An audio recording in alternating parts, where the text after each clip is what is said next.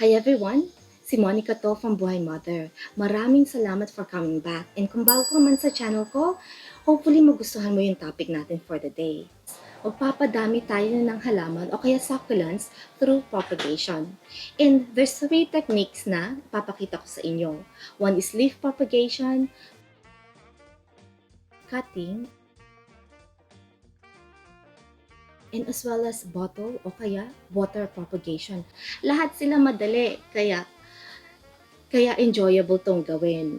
And ang daming advantages ng mga propagation. First of all, kung namatay man yung mother plant mo, may next generation na yung favorite plant mo yon. And as well as, sino ba namang hindi may gustong maraming halaman, di ba? Pwede mong i-share sa mga kaibigan mo o kaya magpadami ka lang dyan sa backyard mo para naman makulay, di ba? Ayan.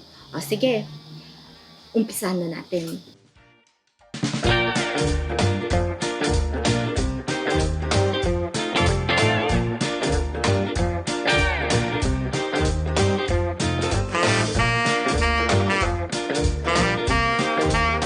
So, paano mag-alis ng leaves? Madali lang siya i-move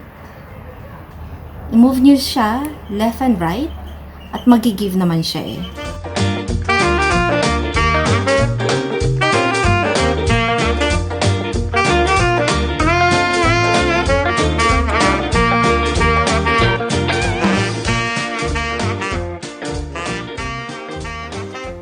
Yung next naman natin is yung cuttings. So, ang gagawin lang natin is kuha lang tayo ng mga cuttings na gusto natin.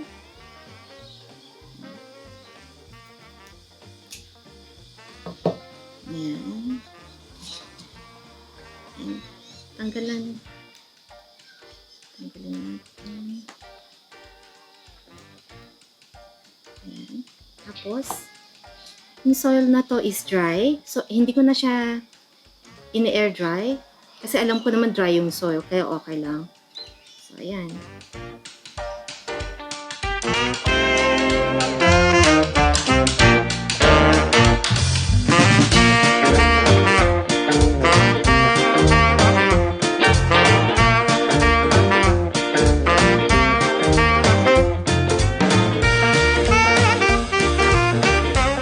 So, ang last na propagation technique natin is yung bottle or water propagation.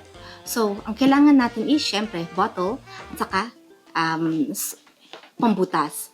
Start nyo lang magbutas from here, then pataas. Kasi sa ilalim niya, doon natin ilalagay yung tubig. It will act as a humidifier para sa mga leaves natin. Medyo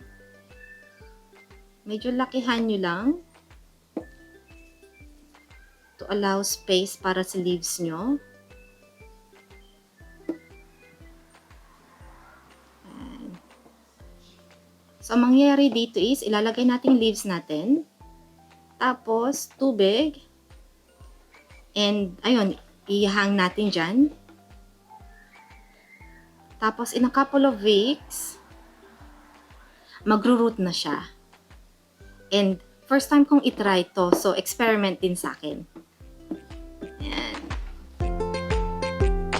Kasi, nabasa ko sa iba, mabilis daw to eh. So, try natin.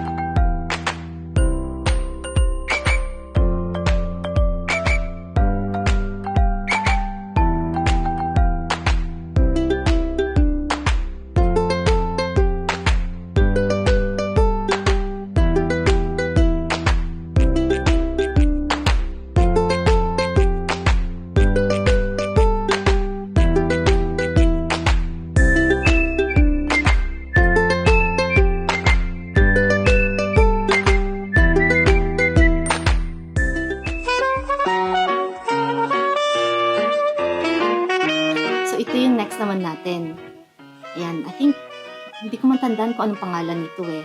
Pero, tatanggalan natin ng babies para naman magka-space yung iba. Ayan. So, madali lang siya. Kain lang ganyan.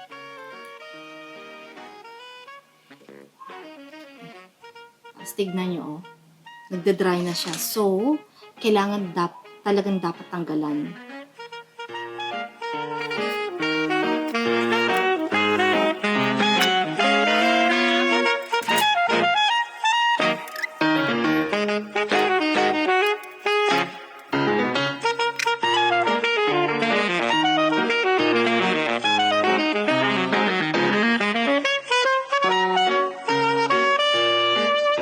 Ito yung mga nagawa natin. And kung nagustuhan nyo man tong video na to, please click on the like button. And kung hindi pa kayo nagsusubscribe, invite ko sana kayong mag-subscribe sa channel ko, BuhayMother.